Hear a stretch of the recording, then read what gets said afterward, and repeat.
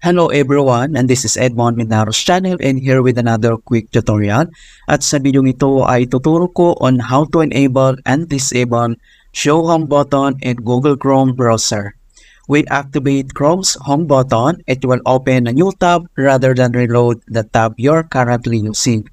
Yan yung gamit niya na mas madaling mag-create ng new tab at mag-back. So ipano lang guys ang step-by-step method nito and let's go ahead. Ang next step ay kailangan lang natin i-open ang ating web browser na Google Chrome. So open lang natin to. And then next, dito lang sa right side sa taas ay makikita mo dito yung tatlong dots. So i-click mo lang yan. And then next ay kailangan mo lang i-select yung settings. Dito sa settings ay kailangan mo lang din i-select yung appearance. Dito sa appearance ay makikita mo na dito yung Show Home button ng Google Chrome. Okay, kung paano ba natin yan i-enable? So click mo lang itong button na to. And ganun lang po siya kadali mag-enable mga kaibigan. And then mayroon namang option niya dito sa baba, pwedeng new tab.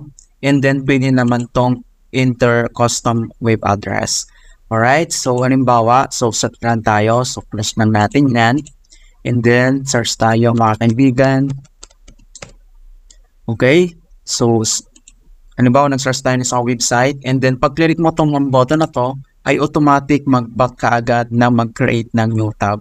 So, ganun po yung gamit niya mga kaibigan. So, ganun lang po kasimple kung paano ba natin i-enable or disable natin. So, kung gusto mo naman itong i-disable, so napakadali lang naman. Punta ka lang dito sa tatlong dot. Select mo lang yung settings.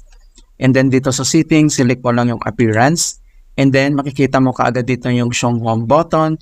New tab page po yung selection niya. And then click mo lang tong button na to. And na-disable na po siya mga kaibigan. Wala na dito yung icon niya. Alright, so ganun lang po kasimple and hope na nasundan nyo ang step-by-step method nito at comment na lang in any questions regarding this tutorial.